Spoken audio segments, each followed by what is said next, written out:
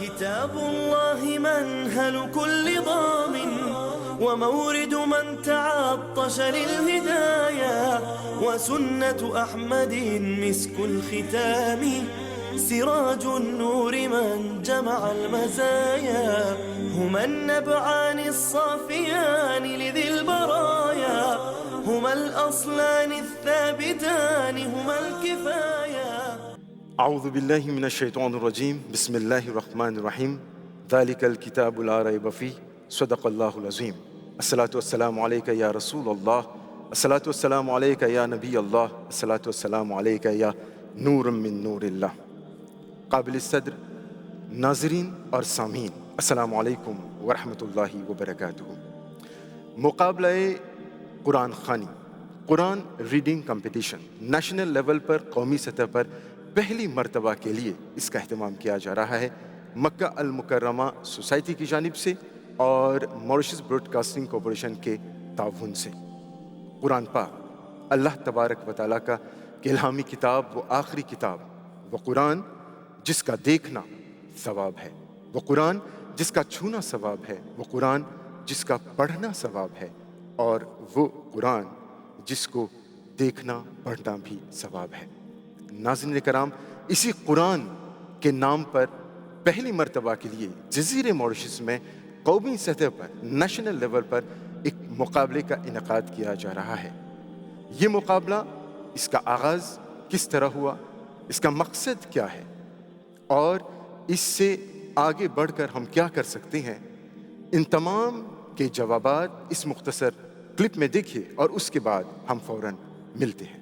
قرآن کو سینوں میں ہم ایسے بسائیں گے، چہروں پہ تلاوت کا ایک نور سجائیں گے۔ قرآن کو سینوں میں ہم ایسے بسائیں گے، چہروں پہ تلاوت کا ایک نور سجائیں گے۔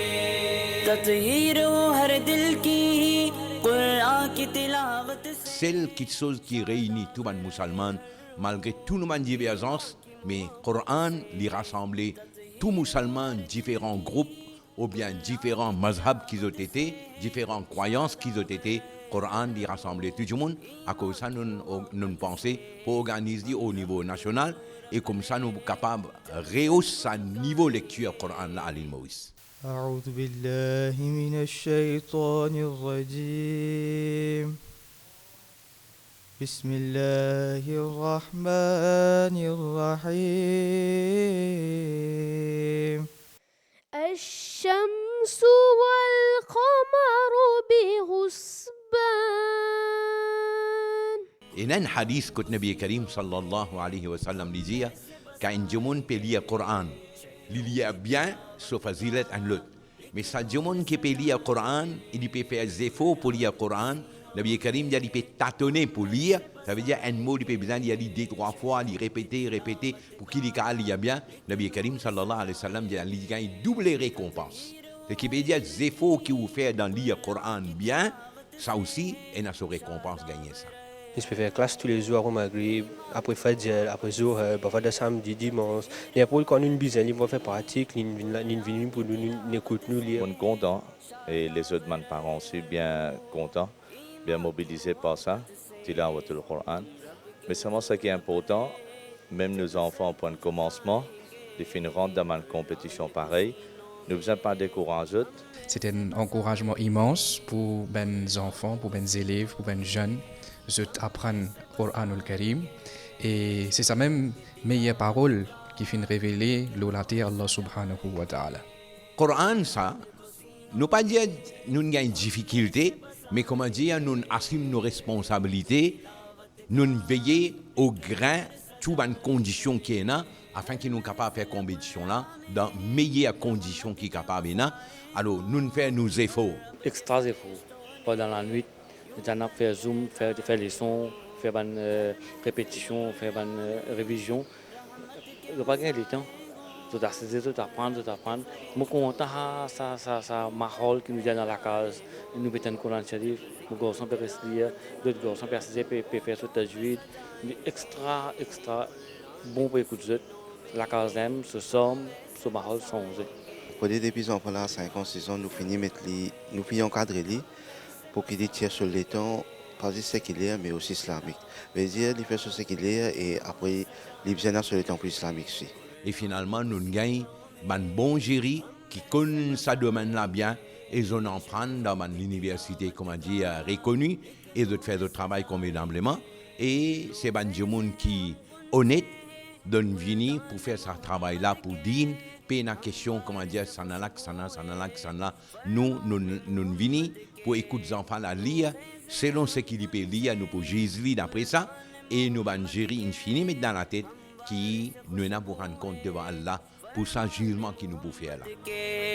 हर दस्त के सीने को फूलों से सजाएंगे कुरान को सीनों में हम ऐसे बसाएंगे। तो नाजरीन 13 साल से 17 साल की उम्र के बीच जज़ीरे मॉरिशस के मुख्तलिफ नौजवानों को कुरान पाक की तिलावत करते हुए इन 4 प्रिलिमिनरीज में आप सुन सकेंगे और देख सकेंगे। हम आपको बताना मुनासिब समझते हैं कि इस मुकाबले में कमोबेश तकरीबन 100 उम्मीदवारों ने हिस्सा लिया और 4 प्रिलिमिनरीज के लिए 36 यानी कि 36 कैंडिडेट्स इंतखाब किए गए हैं, सिलेक्ट किए गए हैं। जाहिर सी बात है नाजरीन कि जब हम मुकाबले की बात करते हैं, कोई भी मुकाबला हो तो उसमें चंद ऐसे अफराद होते हैं, चंद ऐसे लोग होते हैं, चंद ऐसी शख्सियात होती हैं कि जिनकी जिम्मेदारियां बहुत ज़रूरी होती हैं। गोया कि कह लीजिए कि वही लोग उस मुकाबले की जान होते हैं।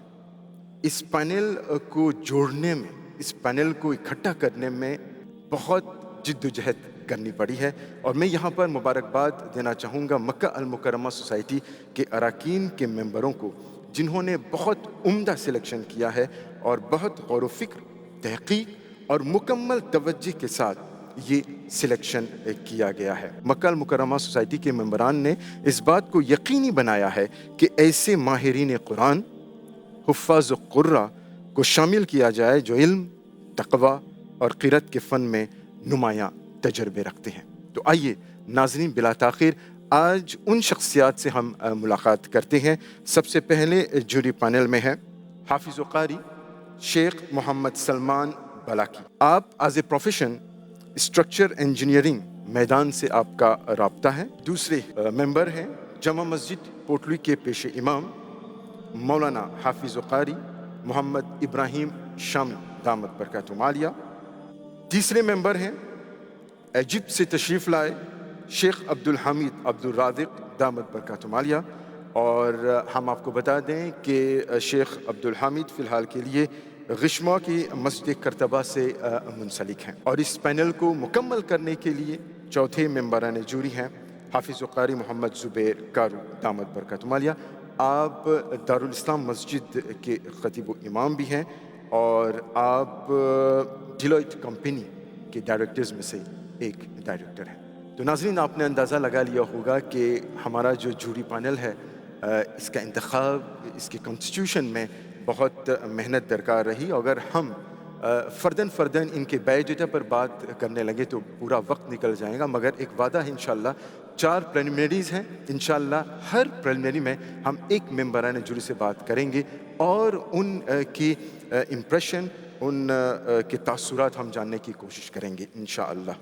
और आगाज़ से पहले 2-3 बातें मैं आपको बता दूं कि हर उम्मीदवार को 4 से 5 मिनट दिए जाएंगे और उम्मीदवार जब यहाँ पर परफॉर्म करेंगे तो अल्फ़ाबेटिकल ऑर्डर पर आप यहाँ पर परफॉर्म करेंगे।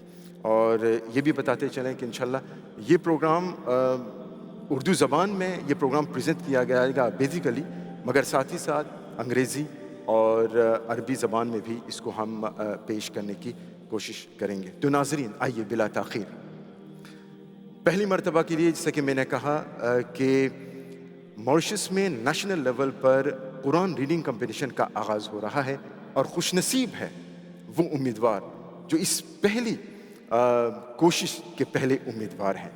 आप हैं जनाब अब्दुल फरहान मोहम्मद। इनके बारे में सिर्फ ये कहूँगा कि आप 9 साल की उम्र में आपने कुरान पढ़ना शुरू किया अल्हम्दुलिल्लाह, और अल्हम्दुलिल्लाह आपकी ख्वाहिश है कि आप हाफिज़ कुरान बने। अल्हम्दुलिल्लाह आप जो कारी मिशारी को सुनना आप पसंद करते हैं और एज ए प्रोफेशन بڑے ہو کر آپ کی تمنا ہے، آپ کی خواہش ہے کہ آپ ایک آٹوموٹیو انجینئر بنیں۔ دعا ہے کہ قرآن پاک کے صدقے میں ان کی خواہش ضرور پوری ہو۔ تو آئیے پہلے امیدوار کو سماعت کرتے ہیں، آپ ہیں عبد الفرحان محمد۔ آپ ہمیں سورہ الرحمن کی چند آیتوں کی تلاوت پیش کر رہے ہیں۔ قرآن کی تلاوت سے آغاز ہو محفل کا، قرآن کی تلاوت سے آغاز ہو محفل کا، اس نور سے پا جائیں ہم راستہ منزل کا۔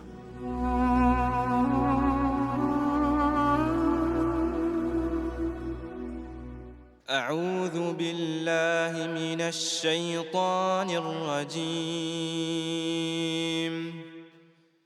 بسم الله الرحمن الرحيم.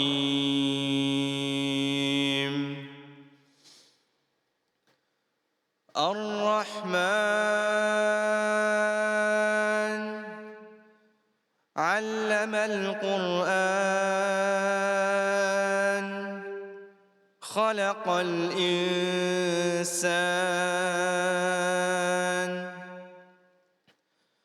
علمه البيان. الشمس والقمر بحسبان والنجم والشجر يسجدان والسماء رفعها ووضع الميزان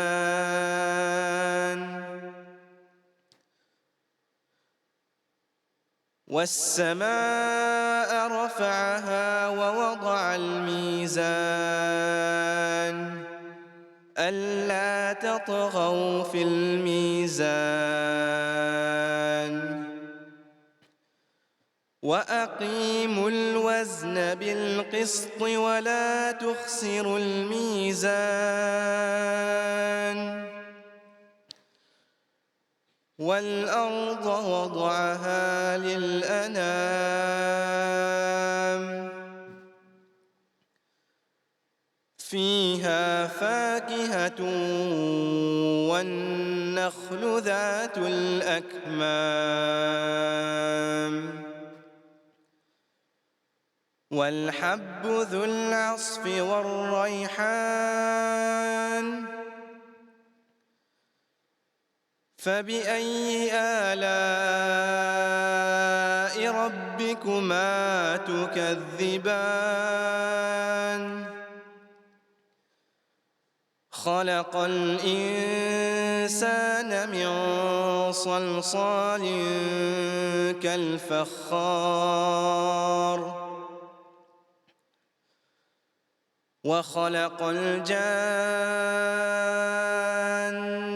من مارج من نار فبأي آلاء ربكما تكذبان رب المشرقين ورب المغربين فبأي آلاء ربكما تكذبان مرج البحرين يلتقيان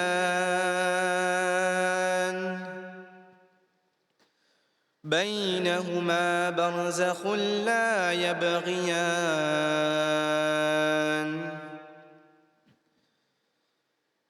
فبأي آلاء ربكما تكذبان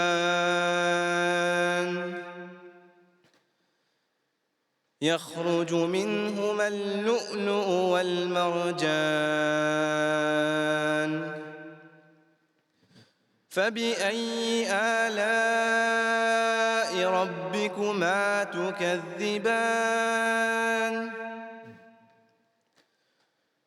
وله الجوار المنشآت في البحر كالأعلام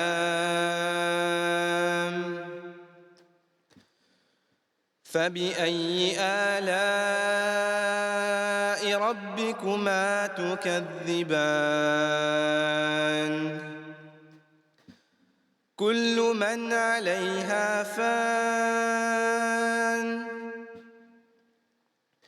ويبقى وجه ربك ذو الجلال والإكرام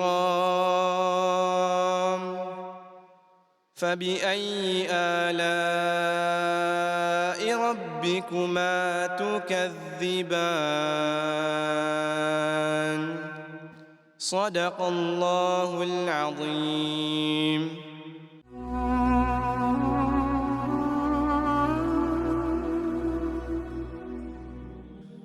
नाजरीन, आप मुझसे मुत्तफिक होंगे कि तिलावत कलाम पाक की यही कशिश है कि जितना आप इसको पढ़ेंगे, जितना आप इन्हें समात करेंगे, इन्हें सुनेंगे, उतना ही आपकी दिलचस्पी और ज़्यादा बढ़ती है।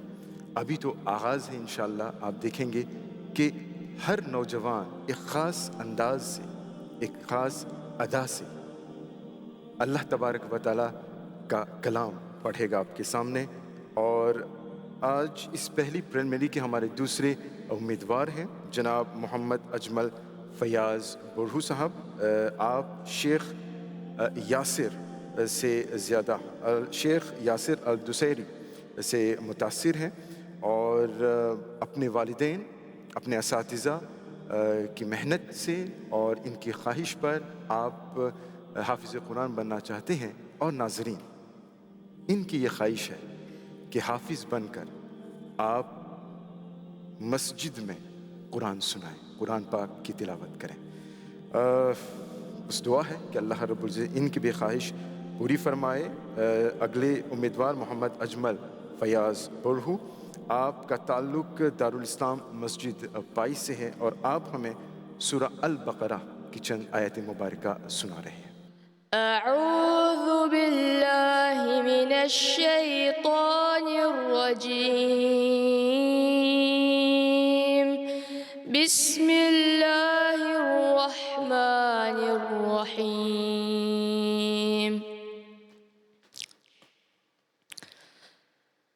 كما أرسلنا فيكم رسولا منكم يتلو عليكم آياتنا ويزكيكم ويعلمكم الكتاب والحكمة ويعلمكم ما لم تكونوا تعلمون فاذكروني أذكركم واشكروا لي ولا تكفرون يا أيها الذين آمنوا استعينوا بالصبر والصلاة إن الله مع الصابرين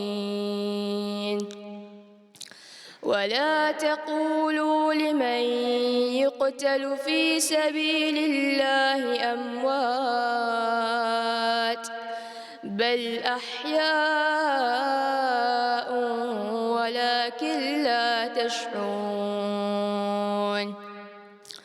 ولنبلونكم بشيء من الخوف والجوع ونقص من الأموال والأنفس والثمرات وبشر الصابرين الذين إذا أصابتهم مصيبة قالوا إنا لله وإنا إليه راجعون قالوا إنا لله وإنا إليه راجعون أولئك عليهم صلوات من ربهم ورحمة وأولئك هم المهتدون إن الصفا والمروة من شعائر الله فمن حج البيت أو اعتمر فلا جناح عليه أن يطوف بهما ومن تطوع خيرا فإن الله شاكر عليم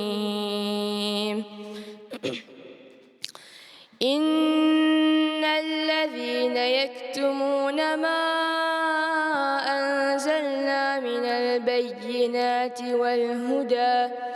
والهدى من بعد ما بيناه للناس في الكتاب أولئك يلعنهم الله ويلعنهم اللاعنون إلا الذين تابوا وأصلحوا وبينوا فأولئك أتوب عليهم وأنا التواب الرحيم إن الذين كفروا وماتوا وهم كفار أولئك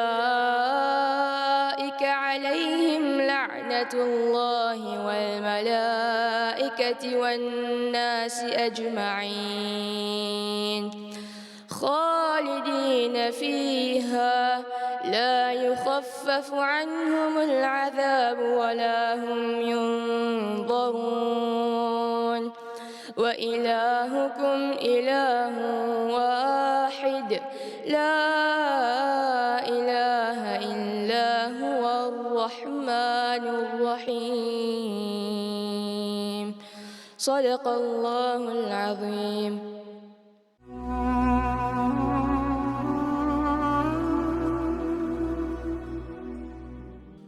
قرآن مجید و فرقان حمید، چونکہ ہم قرآن کی بات کر رہے ہیں تو لازمی ہے قرآن کے متعلق ہم کچھ زیادہ معلومات بھی حاصل کرتے جائیں۔ ناظرین، قرآن کے 3 بنیادی پیغامات۔ پہلا پیغام اللہ تبارک و تعالیٰ ارشاد فرما رہا ہے، ترجمہ سورہ 112 آیت نمبر 1، کہو وہ اللہ ایک ہے، یعنی توحید، اللہ کی وحدانیت۔ اور یہ سمجھ ہر سمجھ کی ابتدا اور ہر سمجھ کی انتہا بھی ہے۔ دوسرا پیغام زندگی کی رہنمائی، عقیدہ، فکر، عمل اور کردار، ایک متوازن، ایک بیلنس اور بہتر انسانی معاشرے کے لیے مکمل نظام حیات یہ پیش کرتے ہیں۔ اللہ تبارک و تعالیٰ ارشاد فرما رہا ہے، ترجمہ سورہ 17 آیت 9، بے شک یہ قرآن ان لوگوں کے لیے ہدایت کا سبب ہے جو سب سے نیک اور صالح ہیں۔ اور تیسرا پیغام آخرت میں جواب دہی۔ ظاہر سی بات ہے، ایک مختصر وقت کے لیے، ایک عرصے کے لیے ہم دنیا میں آئے ہیں اور واپس جانا بھی ہے دنیا کو چھوڑ کر، تو وہاں پہ جواب دہی ہوگی، وہاں پہ سوال و جواب ہوگا۔ اللہ تبارک و تعالیٰ ارشاد فرما رہا ہے، سورہ 99 ورس 7-8، جو ذرہ برابر بھی نیکی کرے گا وہ اسے دیکھ لے گا، اور جو ذرہ برابر بھی برائی کرے گا وہ اسے بھی دیکھ لے گا۔ گویا کہ زندگی بے مقصد نہیں بلکہ زندگی بامقصد ہے، اور اس کو بامقصد قرآن ہی سے ہم بنا سکتے ہیں۔ قرآن سیکھیے، قرآن پڑھیے، قرآن سنیے۔ ہمارے اگلے امیدوار، تیسرے امیدوار اس پریمنری کے محمد یونس جنبکس، 6 سال کی عمر سے آپ کلام پاک کی تلاوت کر رہے ہیں، حافظ قرآن بننے کی خواہش ہے، اور ایز اے پروفیشن بڑے ہو کر آپ اکاؤنٹنٹ بننا چاہتے ہیں۔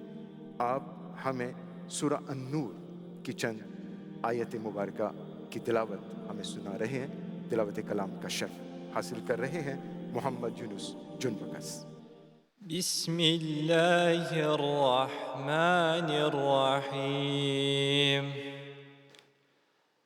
الله نور السماوات والأرض مثل نوره كمشكاة فيها مصباح المصباح في زجاجة الزجاجة كأنها كوكب دري يؤخذ من شجرة مباركة زيتونة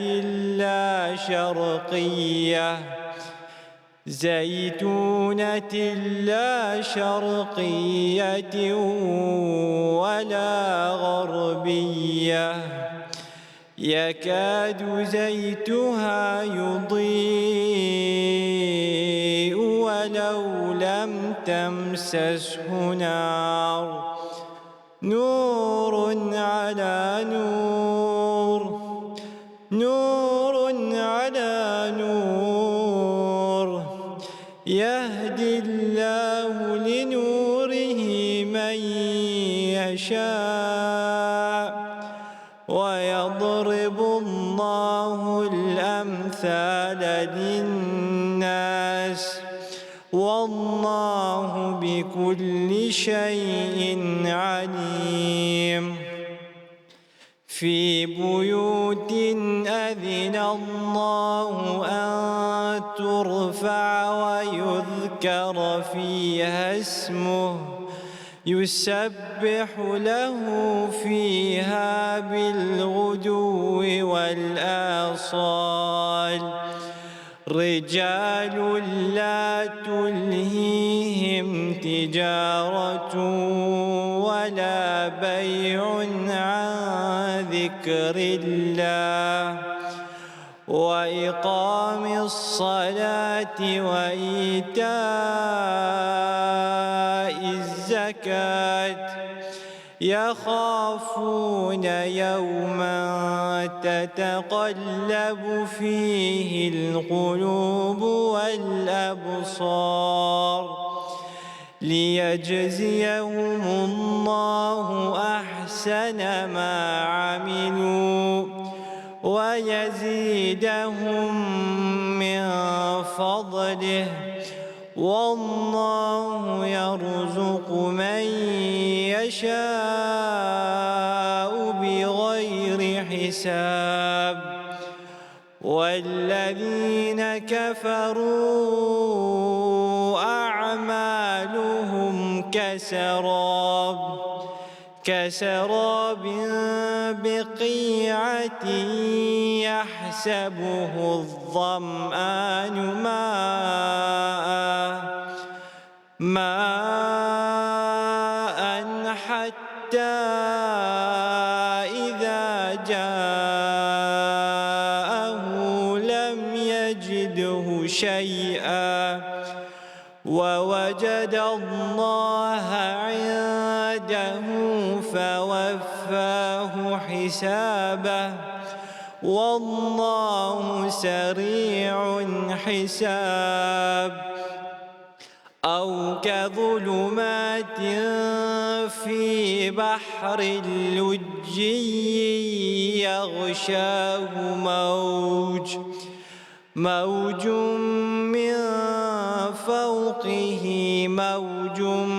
من فوقه سحاب ظلمات بعدها فوق بعض إذا أخرج يده لم يكد يراها ومن لم يجعل الله له نورا فما له من نور صدق الله العظيم.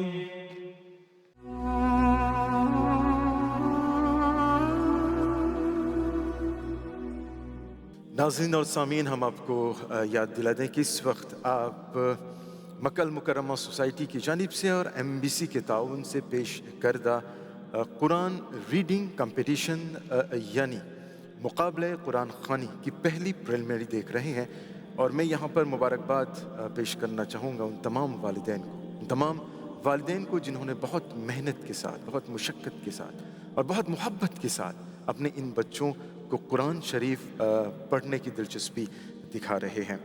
اور ہمارا جو اگلا امیدوار ہے کرامت ریان محمد ابن سید، آپ 11 سال کی عمر سے قرآن پاک میں دلچسپی لے رہے ہیں، اور ان کی بھی دلچسپی، ان کی ہمت افزائی ان کے والدین کی بدولت ہے۔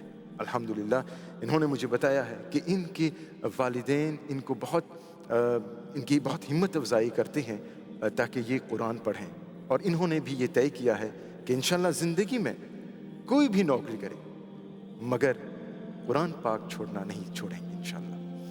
اور آپ ہیں جناب کرامت ریان محمد ابن سید، اور آپ ہمیں سورہ الحشر کی چند آیات مبارکہ کی تلاوت ہمیں پیش کر رہے ہیں، کہ سعادت حاصل کر رہے ہیں کرامت ریان محمد ابن سید۔ أعوذ بالله من الشيطان الرجيم.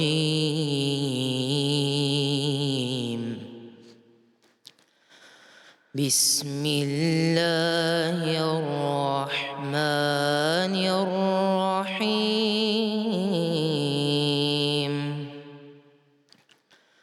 يا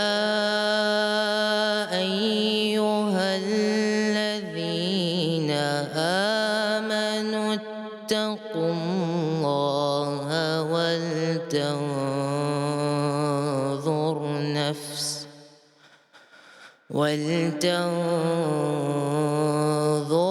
نفس ما قدمت لغد واتقوا الله إن الله خبير بما تعملون.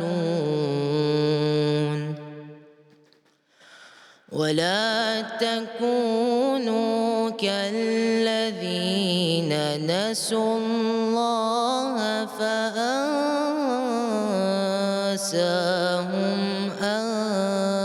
أنفسهم أولئك هم الفاسقون.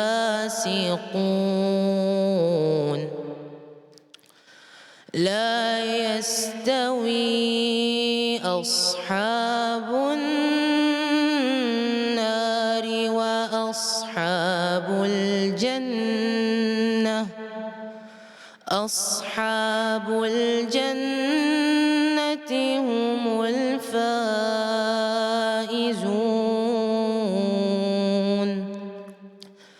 لو أنزلنا هذا القرآن على جبل لرأيته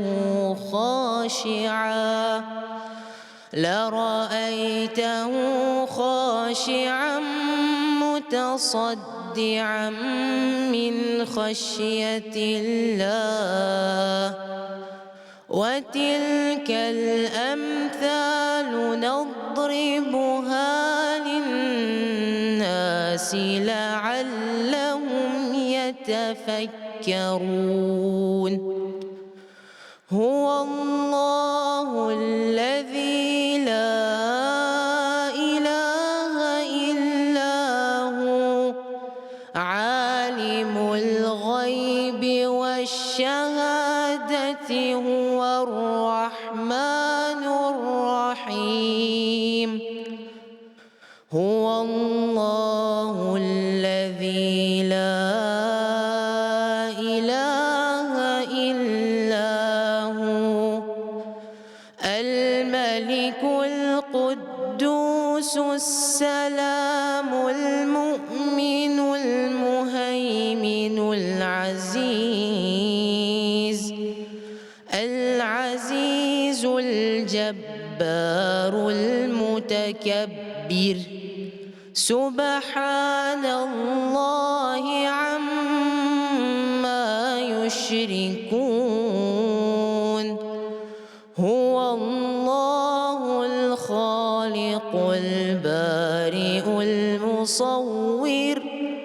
المصور له الأسماء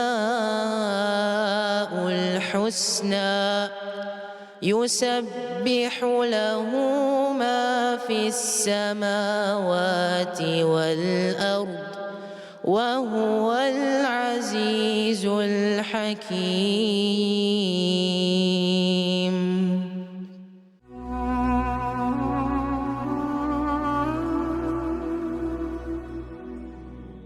नाज़रीन, बिल यकीन आपने महसूस किया होगा जब कुरान पाक की तिलावत हो रही होती है तो दिल को एक अजीब सुकून, एक अजीब तस्कीन, रूह को अजीब तस्कीन हासिल होती है।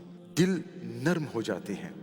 वो तमाम की तमाम जगह जहाँ पर कुरान मजीद व फुरक़ान हमीद की तिलावत की जाती है वहाँ पर भी एंजल्स उतरते हैं और रहमतों की बारिश होती है। बस ये माहौल हमें अपनी ज़िंदगी में अपनाने की ज़रूरत है, पैदा करने की ज़रूरत है। अगले उम्मीदवार हैं सैयद मोहम्मद हमीद यूसुफ लाल मोहम्मद। इनके बारे में सिर्फ इतना कहूँगा कि आप अल्हम्दुलिल्लाह सिर्फ 4 साल की उम्र से आप कुरान पाक की तिलावत कर रहे हैं। आपका ताल्लुक़ गौबी की मिनहाजुस सुन्ना से है और आप कहते हैं कि अगर वो यहाँ तक पहुँचे हैं तो इनमें ज़्यादा से ज़्यादा उनके असातिज़ा का बहुत अहम किरदार है और आप अपने असातिज़ा के लिए भी दुआ करते हैं। इनकी भी ख्वाहिश है कि अल्हम्दुलिल्लाह बड़े होकर हाफिज़ कुरान बने और एविएशन इंजीनियर बनना इनकी तमन्ना है, इनकी आरज़ू है। और आप सूरा अल-क़लम की चंद आयत मुबारका की तिलावत पेश कर रहे हैं। समात करके अपने दिलों को मुनव्वर मुजल्ला फरमाएं सैयद मोहम्मद हामिद यूसुफ लाल मोहम्मद। أعوذ بالله من الشيطان الرجيم.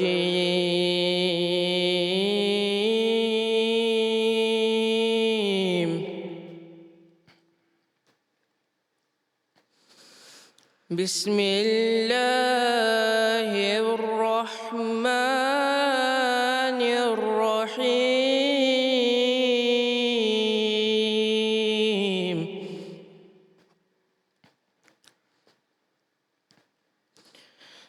نون والقلم وما يسطرون.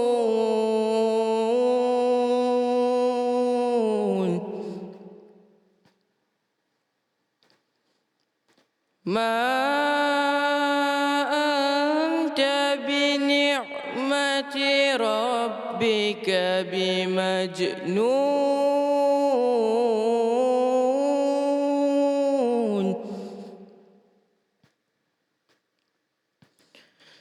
وإن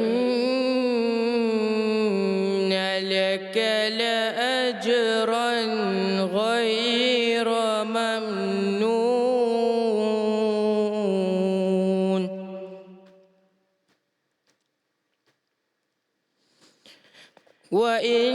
وإنك لعلى خلق عظيم.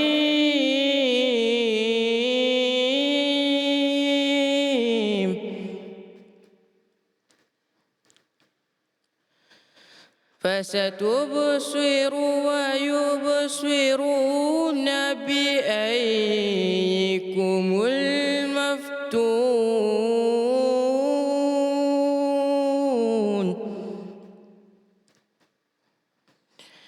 إن ربك هو أعلم بمن ضل عن سبيله وهو أعلم بالمهتدين.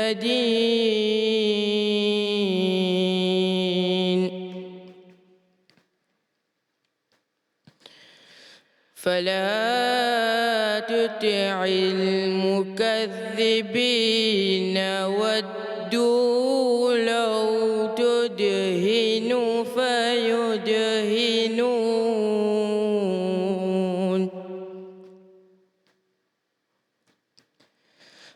ولا تطع كل هلاف مهين.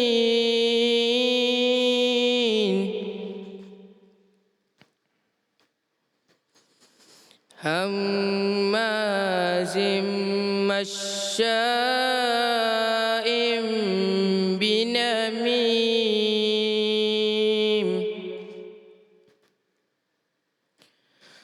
مناع للخير معتد أثيم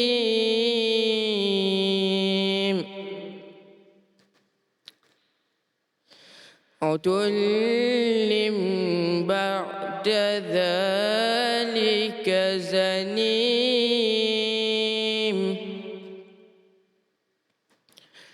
أن كان ذا مال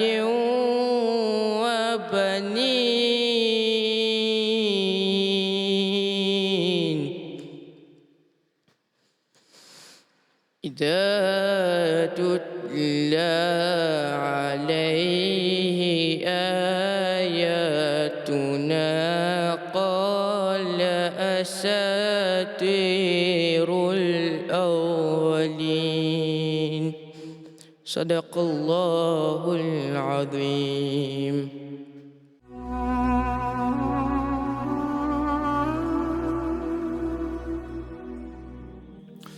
ناظرین اور سامعین، ہم آپ کو بتا دیں کہ ہر پریلیمنری کے بعد یعنی کہ جتنے بھی امیدوار اس پریلیمنری میں پرفارم کریں گے اس کے آخر میں ان تمام کے پوائنٹس کا اعلان کیا جائے گا، لہٰذا ہمارے ساتھ جڑے رہیے اس پہلی پریلیمنری کے لیے نیشنل قرآن ریڈنگ کمپٹیشن کے لیے۔ ہمارے اگلے امیدوار ہیں جناب محمد میرن۔ آپ اپنے والد محترم سے حفظ کر رہے ہیں اور مجھے بتایا گیا ہے کہ الحمدللہ آپ 23 پارے حفظ کر چکے ہیں اور آپ کی نیت ہے، آپ کا ارادہ ہے، آپ کا انٹینشن ہے کہ اس سال کے آخر تک انشاءاللہ آپ پورا قرآن شریف حفظ کر لیں گے۔ محمد میران ہمارے اگلے امیدوار ہیں اور اکیڈمک سطح پر آپ فارم 4 جسے ہم گریڈ 10 کہتے ہیں وہاں پر آپ تعلیم حاصل کریں، اس کلاس میں ہیں، اور آپ ہمیں سورہ یوسف کی چند آیتوں کی تلاوت ہمیں پیش کر رہے ہیں۔ محمد میرن۔ أعوذ بالله من الشيطان الرجيم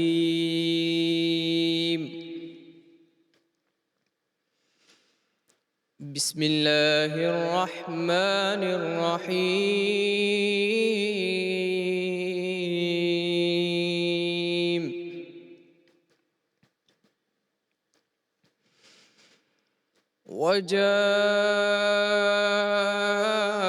وجاءوا على قميصه بدم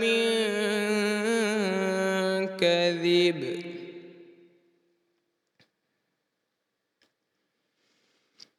قال بل سولت لكم أنفسكم أمرا فصبر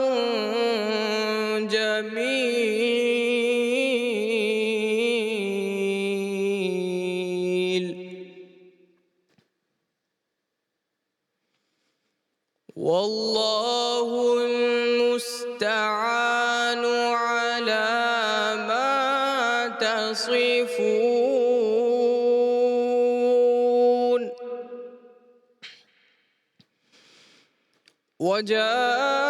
وجاءت سيارة فأرسلوا واردهم فأدلى دلوه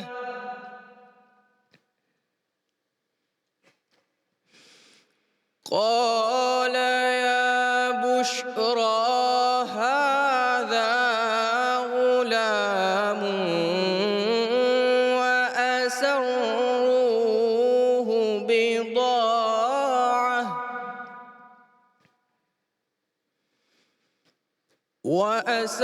وأسروه بضاعة والله عليم بما يعملون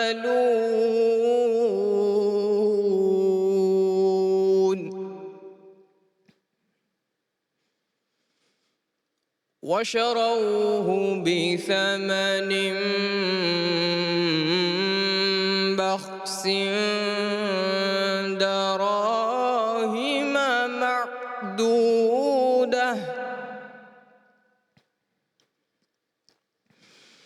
وشروه بثمن بخس دراهم معدودة وكانوا فيه من الزاهدين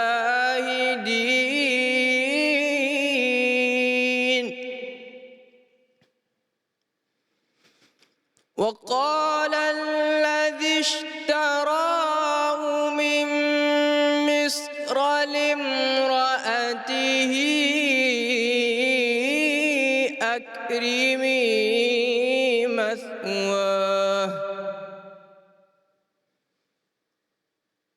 أكرمي مثواه عسى أن ينفعنا أو نتخذه ولدا وكذلك مكنا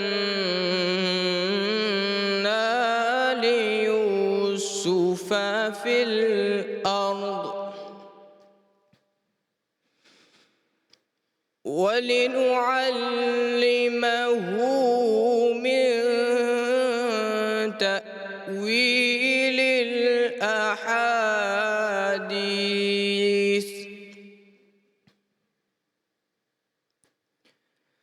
وكذلك مكنا ليوسف في الأرض ولنعلمه من تأويل الأحاديث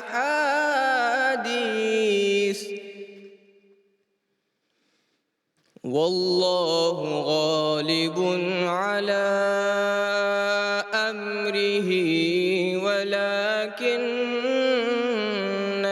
أكثر الناس لا يعلمون صدق الله العظيم.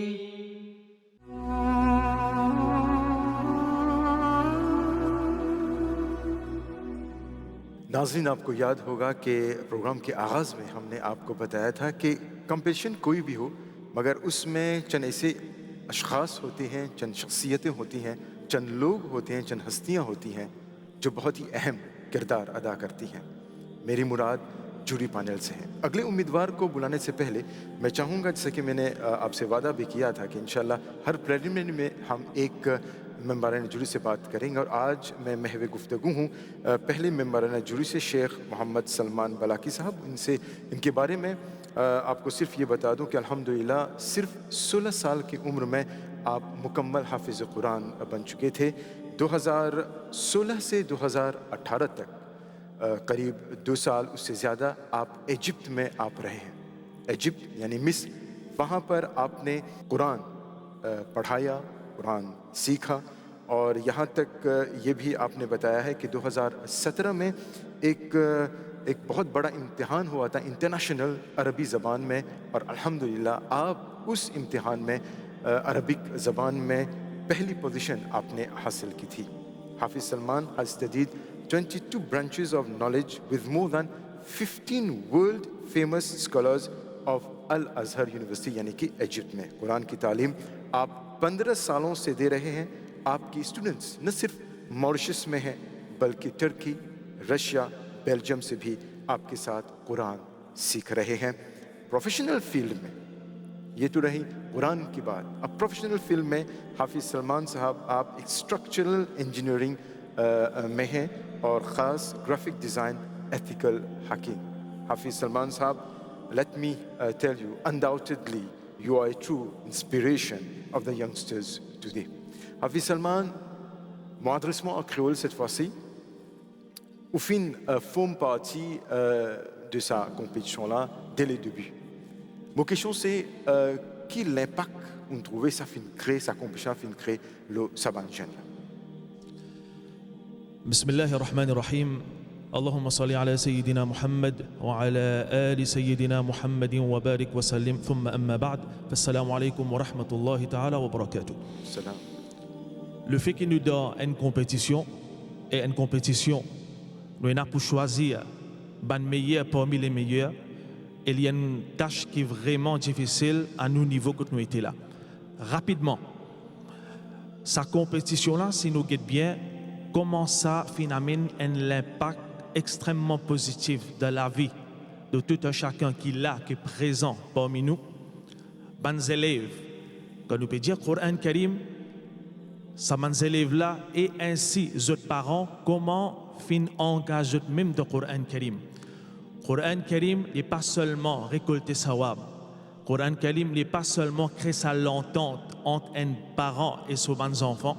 Il n'est pas seulement protéger ses enfants contre un fléau social qui est là en dehors. Il n'est pas seulement, comme c'est dirait, nous pouvons venir, nous pouvons assiser, nous pouvons juste écouter, nous pouvons aller. Non, mais il crée un impact spirituel à ces enfants-là. Et ces enfants-là, ils peuvent grandir, ils peuvent évoluer avec le Coran. Dans le Muhabbat Coran, ça vient un blessing pour lui. En même temps, ça fait un effet lui, ça fait un effet aux parents, ça fait un effet tout ça celui qui l'a, qui peut écouter. Et surtout sa compétition là, fait une rapproche plus avec le Coran et nous fait un appel avec les parents qui l'a et celui qui est présent passe un message à celui qui n'est pas là, qui nous fait à nos enfants grandir avec le Coran. Pareil comme ça, les enfants là peuvent lire, je peux participer pour en prendre et pour capable de donner notre max dans Muhabbat Coran, comme ça même ça vient une invitation pour les autres attachés avec Coran Karim.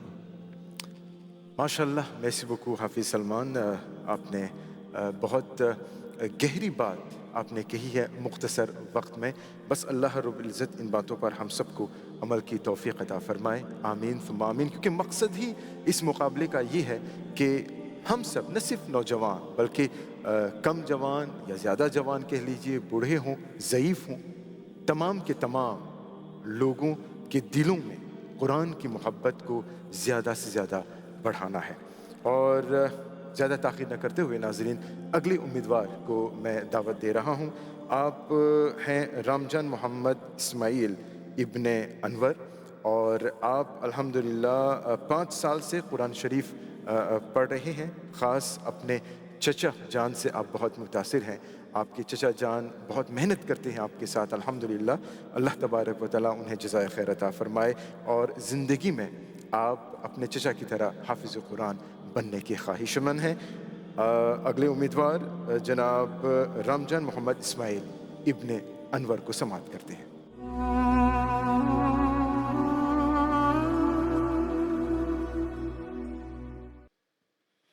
أعوذ بالله من الشيطان الرجيم.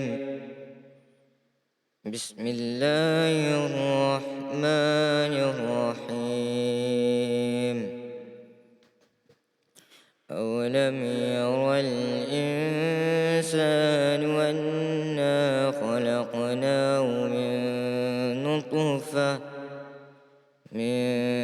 نطفة فإذا هو خصيم مبين. وضرب لنا مثلا ونسي خلقه قال من يحيي العظام وهي رميم. قل يحييها الذي أنشأها أول مرة وهو بكل خلق عليم. الذي جعل لكم من الشجر الأخضر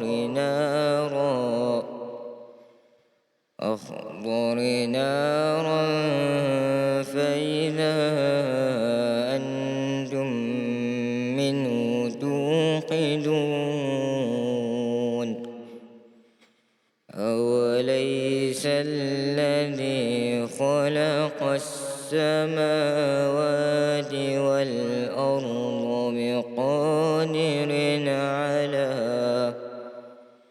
بقادر على أن يخلق مثلهم بلى وهو الخلاق العليم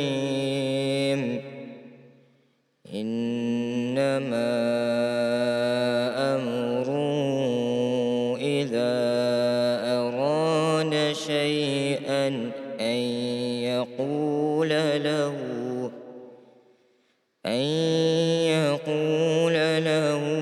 كن فيكون فسبحان الذي بيده ملكوت كل شيء وإليه ترجعون صدق الله العظيم.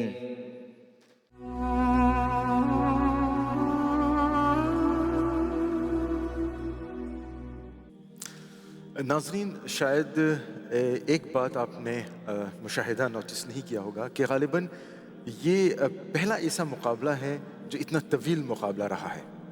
اس کی ایک وجہ یہ ہے کہ پہلی بار ہم نے نیشنل لیول پر قومی سطح پر اس کا انعقاد کیا ہے، تو لہٰذا ہماری یہ کوشش رہی کہ جتنے بھی امیدوار اس میں حصہ لیے ہیں کو زیادہ سے زیادہ وقت ملے. یہ آغاز ہوا فروری مارچ کے آس پاس اس سال، اور انشاءاللہ اس کا اختتام سپتمبر میں ہوگا. تو آپ سوچ سکتے ہیں کہ یہ مقابلہ کتنا طویل ہے، کتنا لمبا ہے، مگر مقصد یہی ہے کہ ہمارے نوجوان قراء کو، حفاظ کو زیادہ سے زیادہ وقت ملے تاکہ یہ بہتر سے بہترین پرفارمنس یہ لوگ دے سکیں الحمدللہ. اگلے امیدوار رامجن فیضان محمد شعبان ہیں. آپ چھوٹی عمر سے تریولے کی مسجد سے وابستہ رہے اور بعد میں اب آپ مسجد بلال سے جڑے ہوئے ہیں، جہاں پر آپ کے استاد محترم آپ کی رہنمائی کر رہے ہیں، اور بڑے ہو کر آپ ایک بلڈنگ کنٹریکٹر بننے کی خواہش رکھتے ہیں.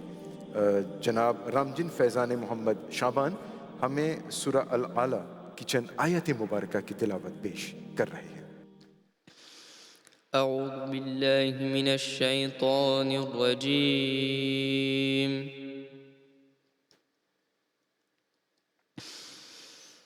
بسم اللہ الرحمن الرحیم.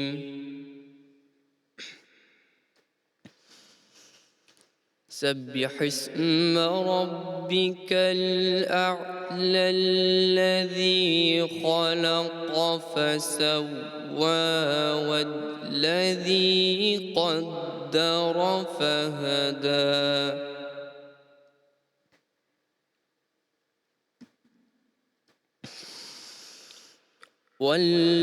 والذي أخرج المرعى فجعله غثاء أحوى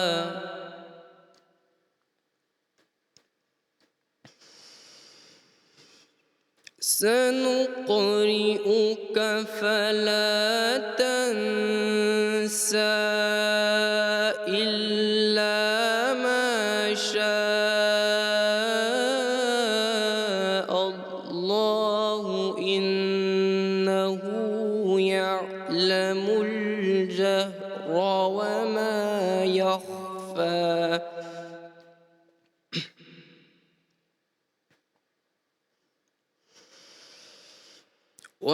ونيسرك لليسرى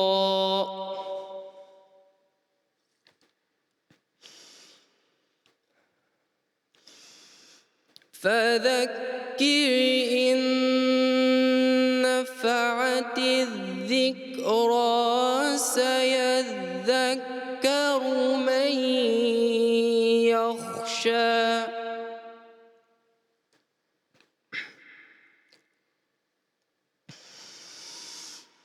ويتجنبها أيها الأشقى الذي يصلى النار الكبرى ثم لا يموت فيها ولا يحيا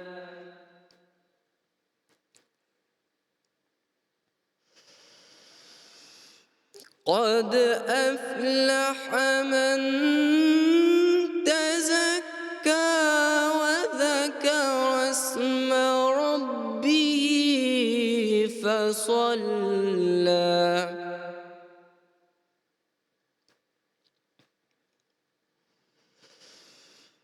بل تؤثرون الحياة الدنيا والآخرة خير وأبقى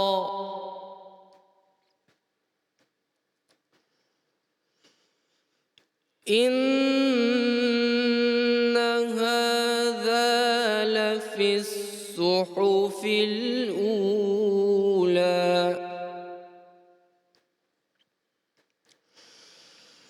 صحف إبراهيم وموسى صدق الله العظيم.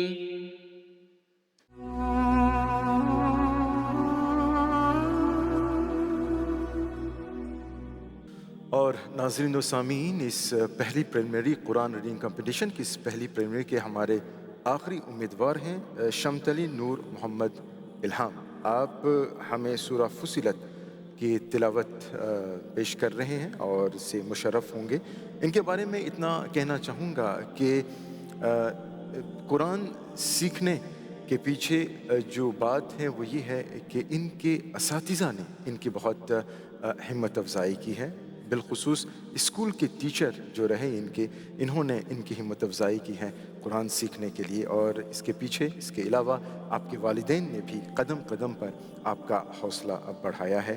اور خاص آپ جو انٹرنیشنل قراء ہیں، جو حفاظ ہیں، ان کو سننا پسند کرتے ہیں. خاص قاری یاسر الدوسری کو آپ سننا پسند کرتے ہیں اور ان کی خواہش ہے کہ بڑے ہو کر آپ سائنس کے میدان میں کچھ کر دکھائیں. انشاءاللہ پیش خدمت ہے جناب شمتلی نور محمد الہام، اس پریلیمنری کے آخری امیدوار.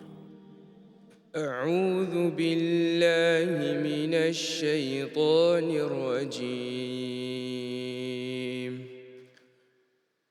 بسم الله الرحمن الرحيم.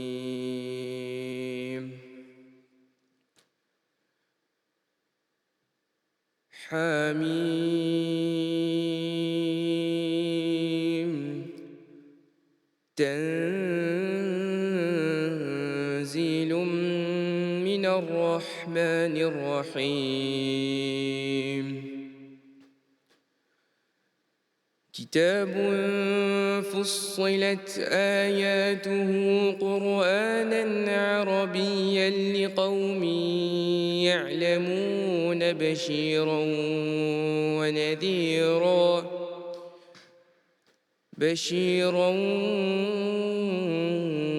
ونذيرا فأعرض أكثرهم فهم لا يسمعون.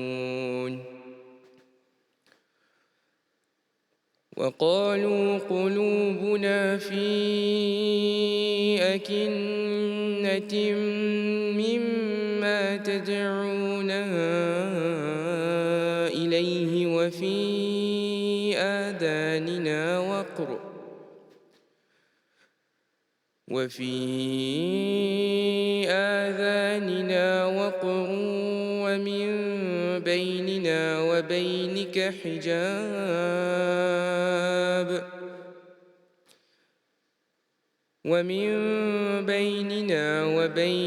حجاب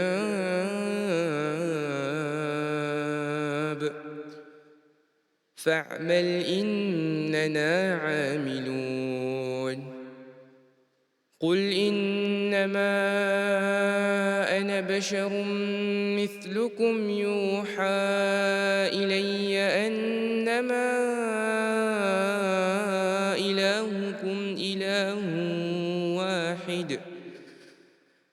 أنما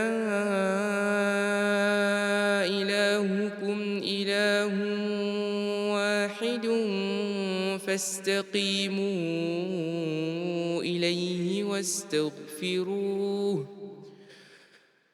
وويل للمشركين الذين لا يؤتون الزكاة وهم بالآخرة هم كافرون إن الذين آمنوا وعملوا الصالحات لهم أجر غير ممنون قل أئنكم لتكفرون بالذي خلق الأرض في يومين وتجعلون له أندادا ذلك رب العالمين وجعل فيها رواسي من فوقها وبارك فيها وقدر فيها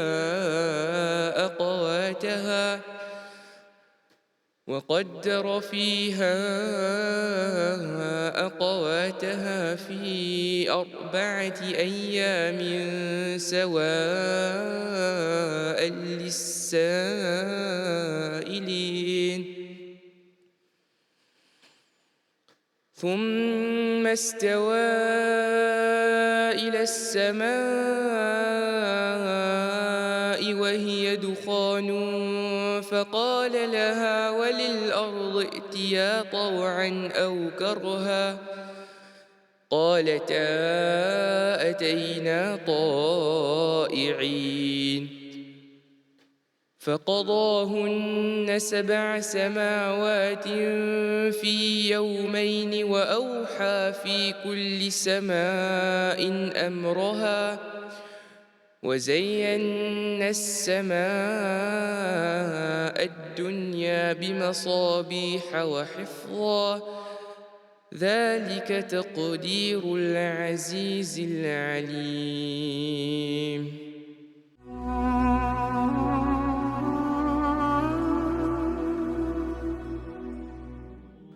تو ناظرین قرآن ریڈنگ کمپٹیشن کی پہلی پریلیمنری یہاں پر اختتام پذیر ہو رہی ہے، اور جیسا کہ ہم نے آپ سے وعدہ کیا تھا کہ آخر میں ہم پوائنٹس کا اعلان بھی کریں گے، مگر یہ پوائنٹس فردن ہے، مطلب یہ ہے کہ جو سلیکٹ ہوں گے آخر میں وہ آخری پریلیمنری ہی کے بعد معلوم ہوگا، مگر یہ پوائنٹس آپ کو ہم دے رہے ہیں فردن ظاہر سی بات ہے بہت ہی محنت اور مشقت کا کام ہوتا ہے یہ۔ بہرحال جو ممبران جوری کا فیصلہ ہے وہ اس طرح ہے، میں پوائنٹس بھی اسی ترتیب سے اسی آرڈر سے میں اناؤنس کر رہا ہوں جس ترتیب سے ہمارے امیدواروں نے پرفارم کیا ہے۔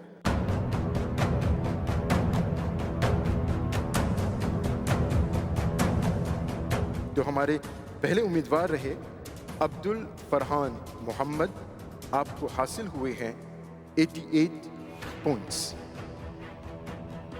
برہو محمد اجمل فیاض، آپ کو ملے ہیں 82 پوائنٹس۔ جنبکس محمد یونس 61 پوائنٹس۔ کرامت غیان محمد ابن سید، آپ کو موصول ہوئے ہیں 80 پوائنٹس۔ اس کے بعد لول محمد سید محمد حامد یوسف 58 پوائنٹس۔ محمد میران 78 پوائنٹس۔ رمضان محمد اسماعیل ابن انور 62 پوائنٹس۔ غمجین فیضان محمد شابان 81 پوائنٹس۔ اور آج کی پریلیمنری کے جو آخری امیدوار رہے شمت علی نور محمد الہام کو موصول ہوئے ہیں 74 پوائنٹس۔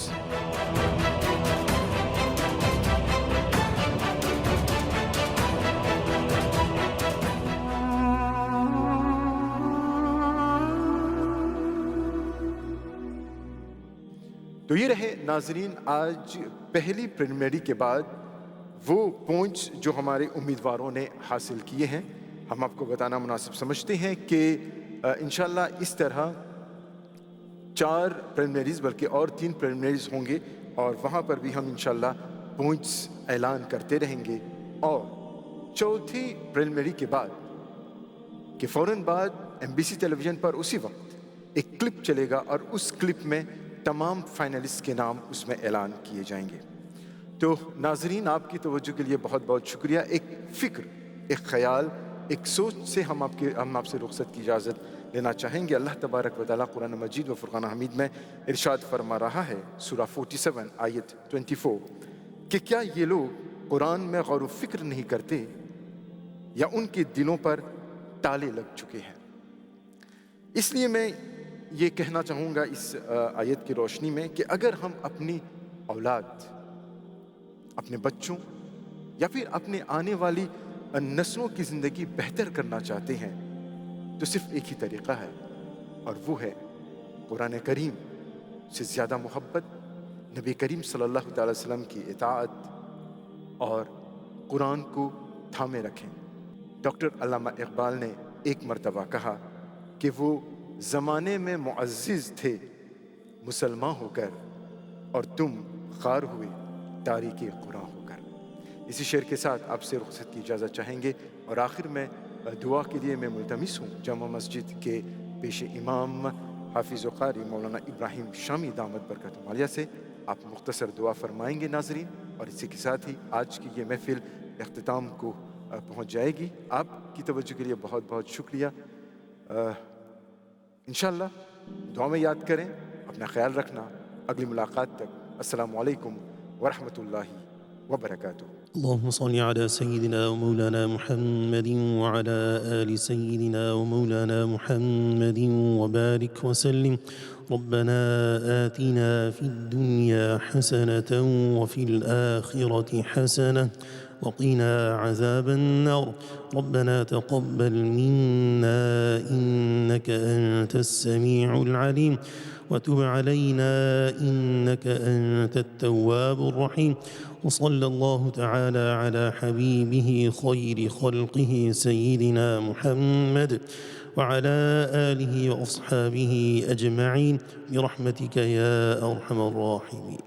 كتاب الله منهل كل ضامن ومورد من تعطش للهدايا وسنة أحمد مسك الختام سراج النور من جمع المزايا هما النبعان الصافيان لذي البرايا هما الأصلان الثابتان هما الكفايا هما المصباح في ظلم الخطايا تزود منهما تنل العطايا تزود منهما تنل العطايا وتؤتى من معين الحق حكمة وتحيا بالجميل من السجايا وتملك في بيان الحق حجة تزودك المنافع والوصايا هما عن خوض ثرثرة الملاهي وعن لغو الحديث لك الكفاية هما الأصلان منهجنا وإنا عليه من الحياة إلى المنايا بذي الوحيين إشراق البرايا ويقوى السد في وجه الغواية إلى الرحمة